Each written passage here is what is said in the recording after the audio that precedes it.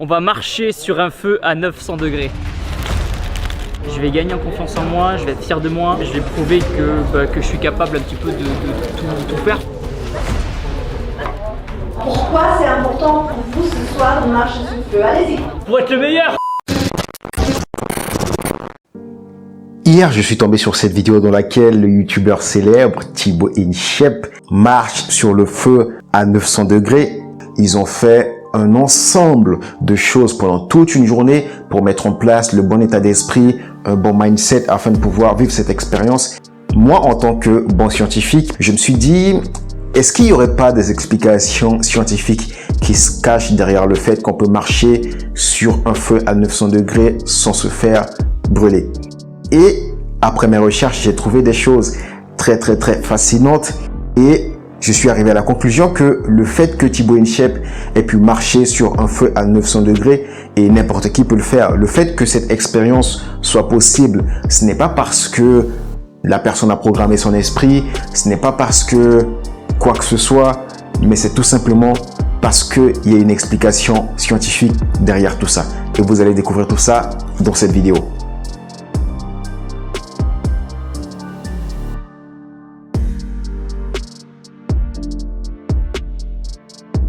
Alors dans cette vidéo, on va voir comment la marche sur le feu a vu le jour.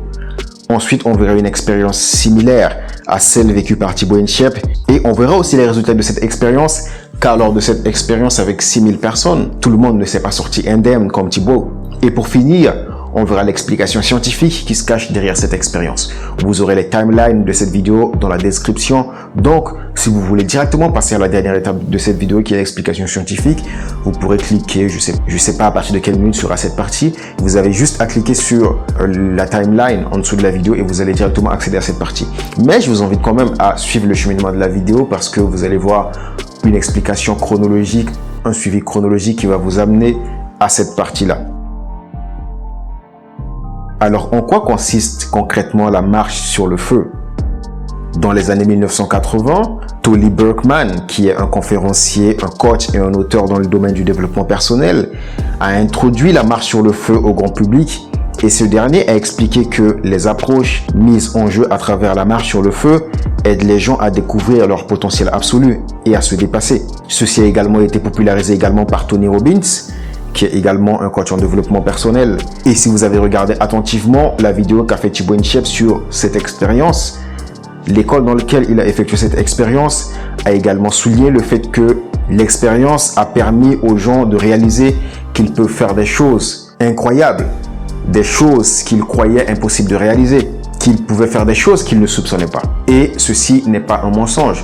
Mon objectif avec cette vidéo n'est pas de dire que cette école s'est totalement trompée, que l'être humain ne peut pas se surpasser, que l'être humain ne peut pas se dépasser. Car vous pouvez découvrir les résultats des personnes qui ont suivi cette expérience dans cette même vidéo.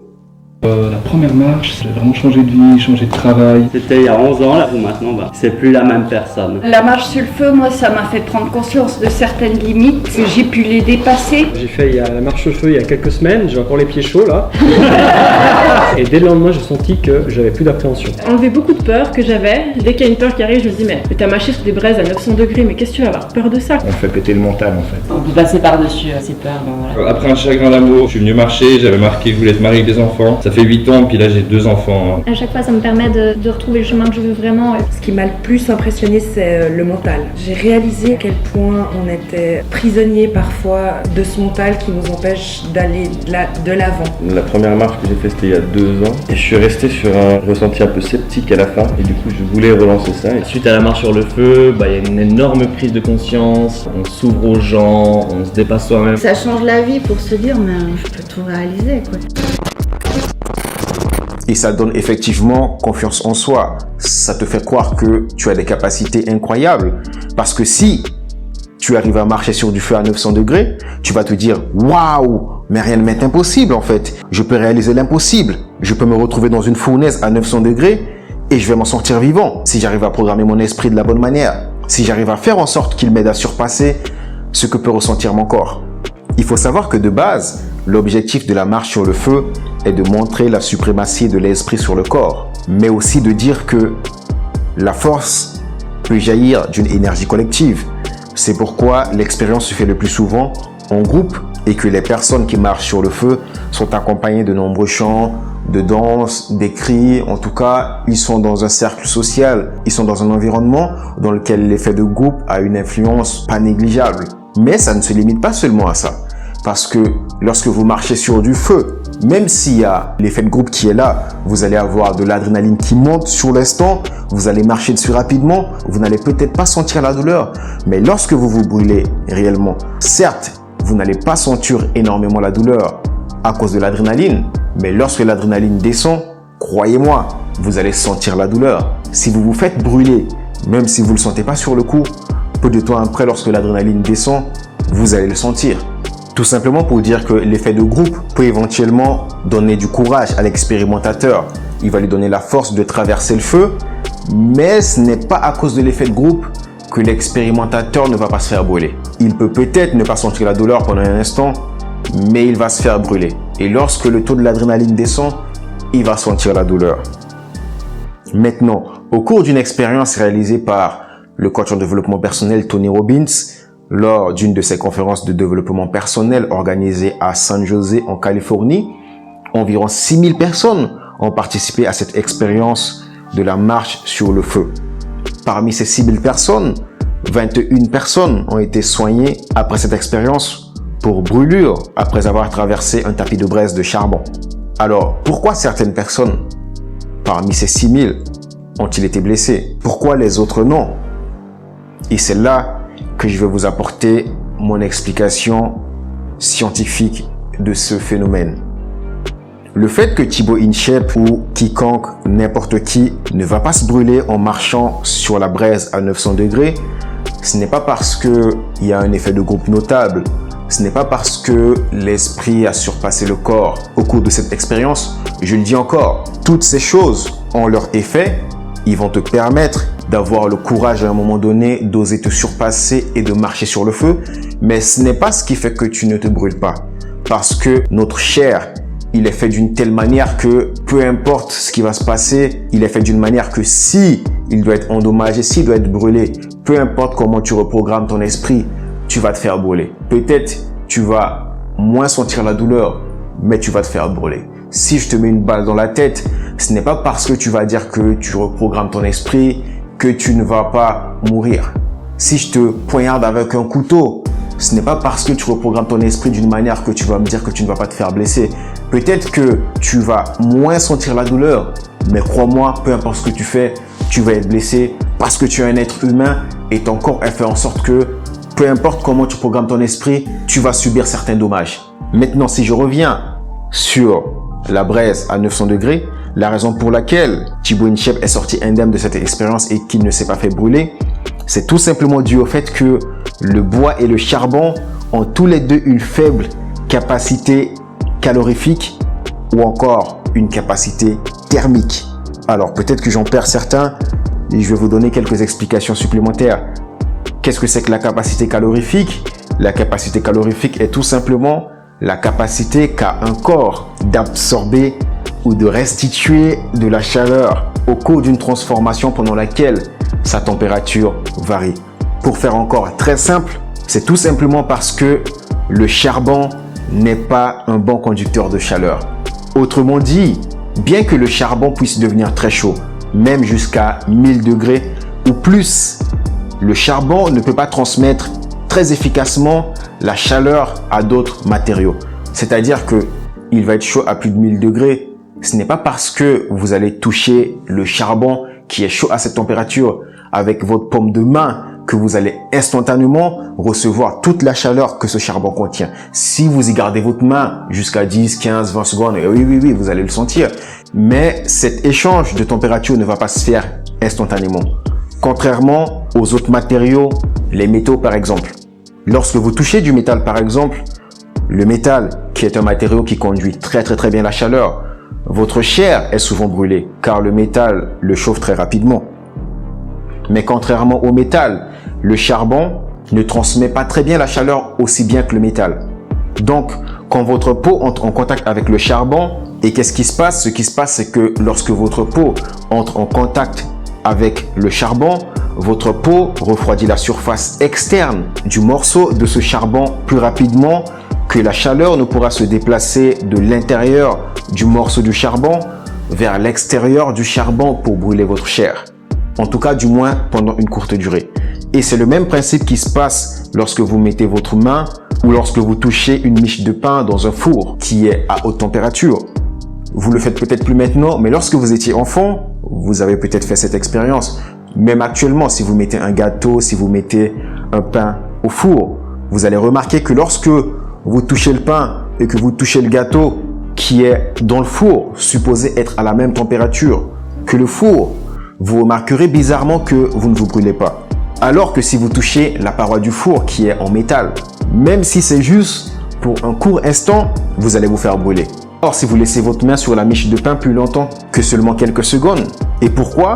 Tout simplement car le pain, tout comme le charbon, ce n'est pas un conducteur thermique efficace. Si je peux vous faire visualiser un autre exemple, plongez un bois et un acier dans une fournaise. Vous tenez le bois dans votre main gauche et vous tenez l'acier dans votre main droite.